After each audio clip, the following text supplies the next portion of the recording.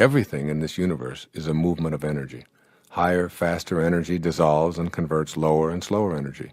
With this in mind, I'd like you to consider yourself and all of your thoughts in the context of being an energy system. That's right. You are an energy system, not just a system of bones and fluids and cells, but actually a multitude of energy systems encapsulating an inner energy system of thoughts, feelings, and emotions. This energy system that you are can be measured and calibrated. Every thought you have can be energetically calibrated along with its impact on your body and your environment. The higher your energy, the more capable you are of nullifying and converting lower energies, which weaken you, and impacting in a positive way everyone in your immediate and even distant surroundings. The objective in this section is to become aware of your own energy level and the actual frequencies of thought that you regularly employ in daily life. You can become proficient at raising your energy level and permanently obliterate energetic expressions that weaken or inhibit your connection to intention. Ultimately, your goal is to have a perfect match with the highest frequency of all. Sorry to interrupt you, but there's a new tool that can help you manifest 100 times faster. Are you tired of waiting for your manifestations to come true? Well, I have great news for you. It's called the 20-word script, and it's already changing lives. This script alters your DNA, allowing you to tap into the power of the universe and manifest your desires with ease. Check out the link in the description below to learn more and get your hands on this life-changing tool today. Now let's get to our session and learn from the teachings of Dr. Wayne Dyer. Here's a simple explanation of the 5 levels of energy that you work with, moving from the lowest and slowest frequencies to the highest and the fastest. The slowest energy, number 1, the material world. Solid form is energy slowed down so that it's approximately commensurate with your sense perception of the world of boundaries. Everything that you see and touch is energy slowed down so that it appears to be a coalesced mass. Your eyes and your fingers agree, and here you have the physical world. The second level of energy is called the sound world, a little faster energy. You seldom perceive sound waves with your eyes, but they can actually be felt. These invisible waves are also high, low, and fast and slow. This sound level of energy is where you connect to the highest frequencies of spirit through the practice of japa meditation, as I've written about extensively in Getting in the Gap, which includes a CD to teach you this meditation. The third level of energy is called the light world. Light moves faster than the material world and faster than sound, yet there are no actual particles to form a substance called light. What you see as red is what your eye perceives a certain pulsating frequency to be, and what you perceive as violet is an even faster and higher frequency. When light is brought to darkness, darkness becomes light. The implications for this are startling. Low energy, when faced with high energy experiences, an automatic conversion. A fourth level of energy is called the world of thought. Your thoughts, your actual thoughts, are an extremely high frequency of pulsation that move beyond the speed of sound and even light. The frequency of thoughts can be measured, and the impact that they have on your body and your environment can be actually calculated. Once again, the same rules apply. Higher frequencies nullify lower. Faster energies convert slower. A colleague I admire enormously, David Hawkins, a medical doctor, has written a work which I've referenced over and over again called Power versus Force. In this remarkable book, Dr. Hawkins elaborates on the lower frequencies of thought and their accompanying emotions, and how they can be impacted and converted by exposure to higher and faster frequencies. I really urge you to read this book, and I'll present some of those findings in later sections on this program on how to raise your energy levels. Every thought you have can be calculated to determine if it's strengthening or weakening your ability to reconnect to the highest and fastest energy in the universe, the energy of intention. And finally, the highest and fastest energy in the universe. It's called the energy of spirit. This is the ultimate in energy. These frequencies are so supersonically rapid that the presence of disorder, disharmony, and even disease is impossible. These measurable energies consist of the 7 phases of intention talked about earlier in this program. They are the energies of creation. When you reproduce them in yourself, you reproduce the same creative quality of life that called you into existence. They are the qualities of creativeness, of kindness, of love, of beauty, of expansion, of peaceful abundance, and receptivity to all. These are the highest energies of the universal spirit itself. You came into existence from this energy, and you can match up with it energetically as you remove all of the low energy pulsations from your thoughts and feelings. Raising your energy level. There's a vibratory action to your thoughts, your feelings, and your body. I'm asking you to increase those frequencies so they're high enough to allow you to connect to the power of intention. This may sound like an oversimplification, but I hope you'll try raising your energy level as a way to remove the obstacles that prevent you from experiencing the perfection that you're a part of. You cannot remedy anything by condemning it. Again, you cannot remedy anything by condemning it. Underline that in your consciousness. You only add to the destructive energy that's already permeating the atmosphere of your life. When you react to the lower energies you encounter with your own low energies, you're actually setting up a situation that attracts more of the lower energy. For example, if someone behaves in a hateful manner toward you and you respond by hating them for hating you, you've participated in a lower energy field and impacting all who enter that field. If you're angry at those around you for being angry people, you're attempting to remedy the situation through condemnation. If you're experiencing scarcity or anguish or depression or an absence of love or any inability to attract what you desire, seriously look at how you've been attracting those circumstances into your life. Low energy is an attractor pattern. It shows up because you've sent for it, even if on a subconscious level. It's still yours and you own it.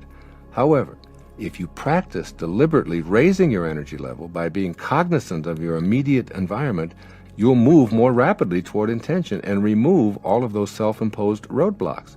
The obstacles are in the low energy spectrum. What follows is a mini program for raising your energy vibrations. Here's a short list of suggestions for moving your energy field to a higher and a faster vibration. This will help you to accomplish the twofold objective of removing the barriers and simultaneously allowing the power of intention to work with and through you. Become conscious of your thoughts. Every thought you have impacts you. By shifting in the middle of a weakening thought to one that strengthens, you raise your energy vibration and strengthen yourself and the immediate energy field. Make meditation a regular practice in your life. Even if it's only for a few moments each day while sitting at a stoplight, this practice is vital. Take some time to be silent and repeat the sound of God as an inner mantra. Meditation allows you to make conscious contact with your source and regain the power of intention by assisting you in cultivating a receptivity that matches up with the force of creation. Also, become conscious of the food you eat. There are foods that calibrate low, and there are high-energy foods as well. Foods with toxic chemicals sprayed on them will make you weak, even if you have no idea that the toxins are present.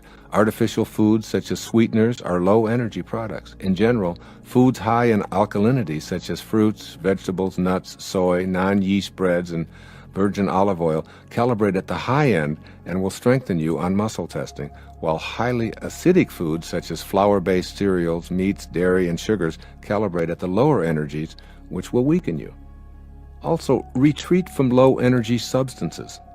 Alcohol and virtually all artificial drugs, legal and otherwise, lower your body's energy level as well as weaken you. Furthermore, they put you in a position to continue to attract more disempowering energy into your life. Become conscious of the energy level of the music you listen to. Harsh, pounding musical vibrations with repetitive, loud sounds lower your energy level and weaken you and your ability to make conscious contact with intention. Similarly, the lyrics of hate, pain, anguish, fear, and violence are low energies sending weakening messages to your subconscious and infiltrating your life with similar attractor energies. If you want to attract peace and love, then listen to the higher musical vibrations and lyrics that reflect these desires. Furthermore, become aware of the energy levels of your own home environment.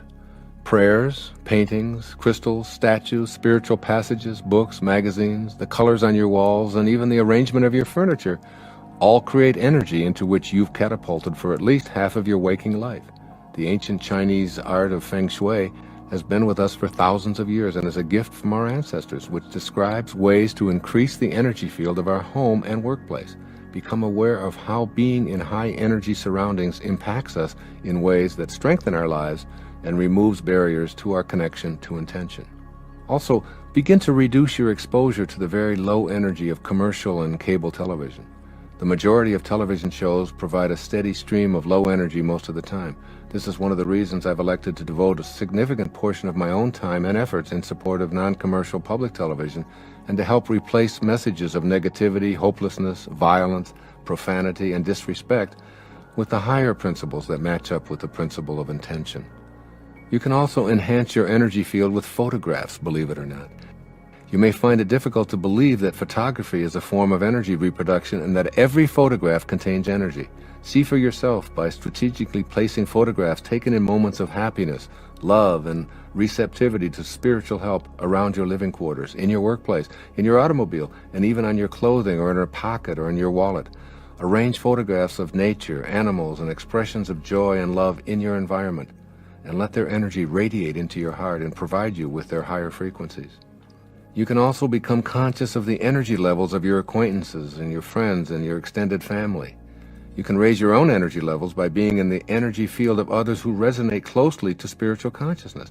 Choose to be in close proximity to people who are empowering, who appeal to your sense of connection to intention, who see the greatness in you, who feel connected to God, and who live a life that gives evidence that Spirit has found celebration through you.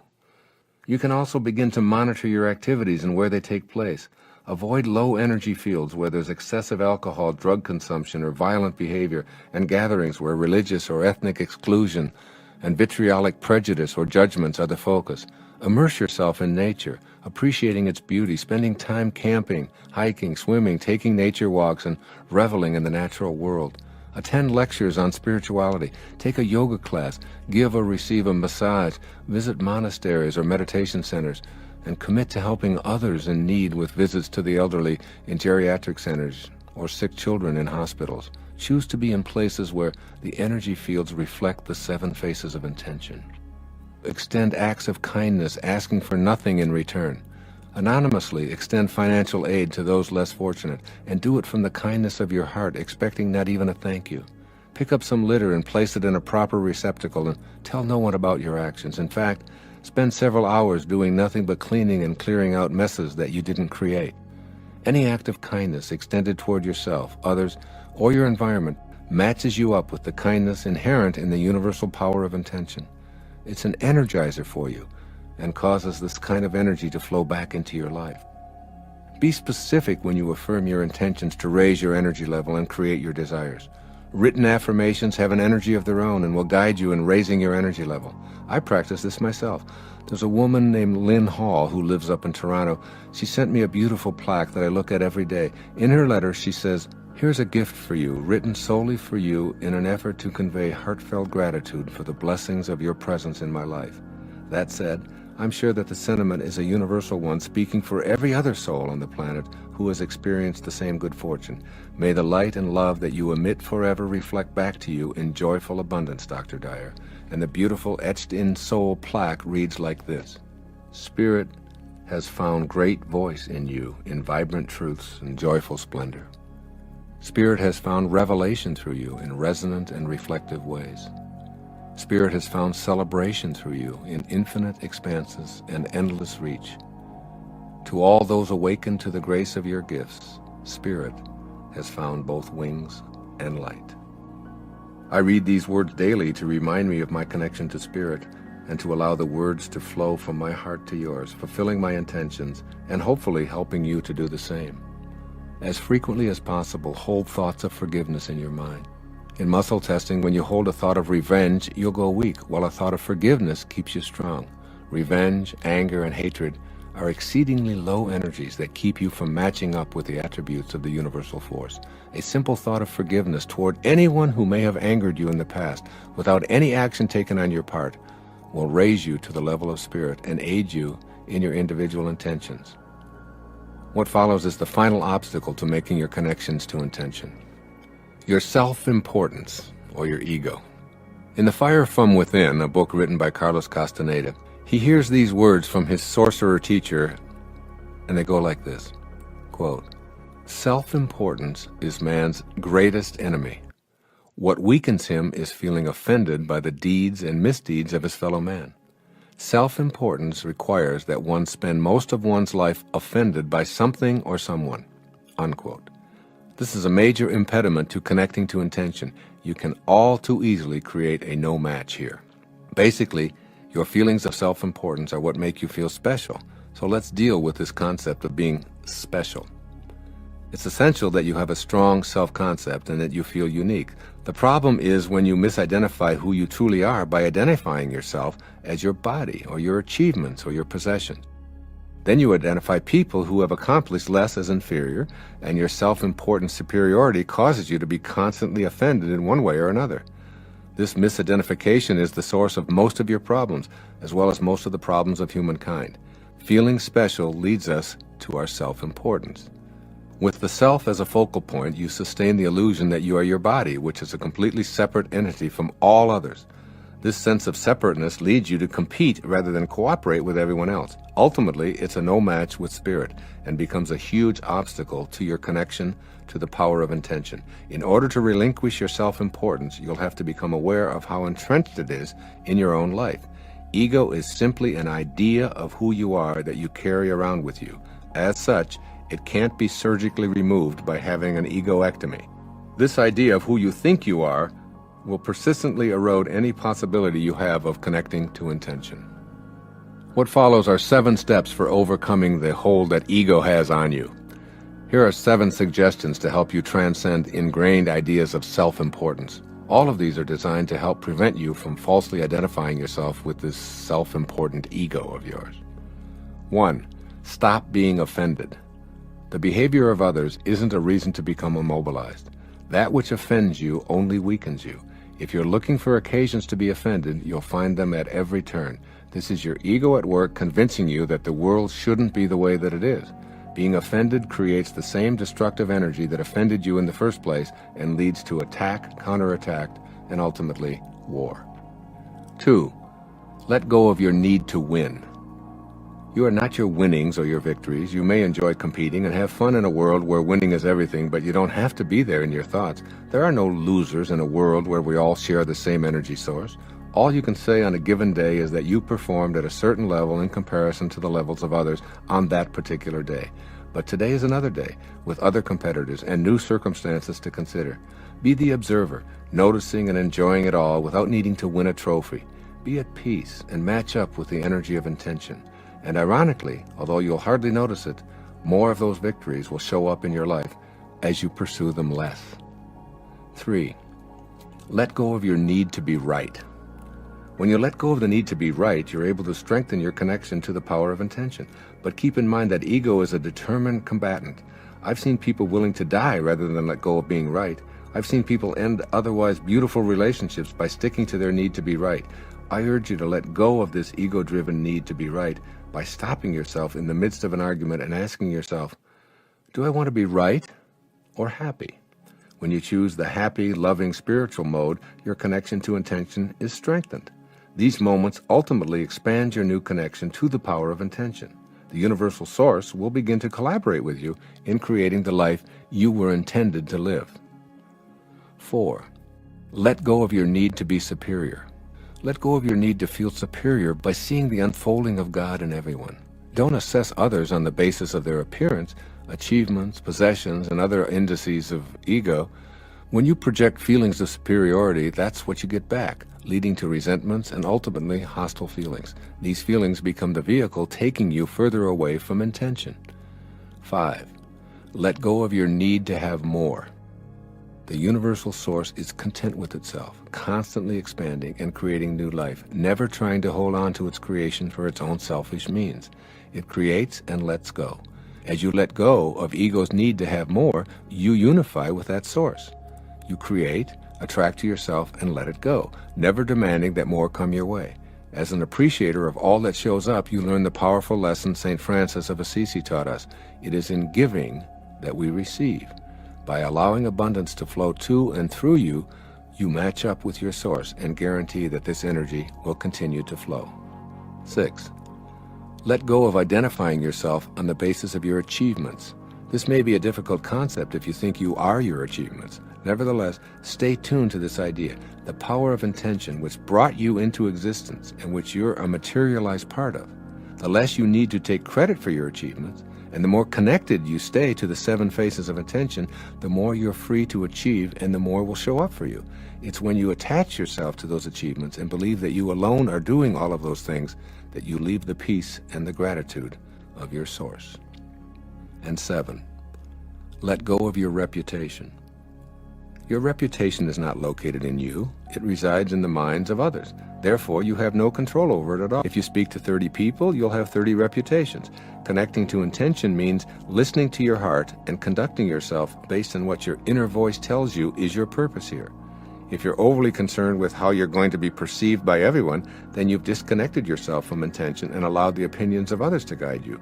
This is your ego at work. It's an illusion that stands between you and the power of intention. Thank you for joining our session.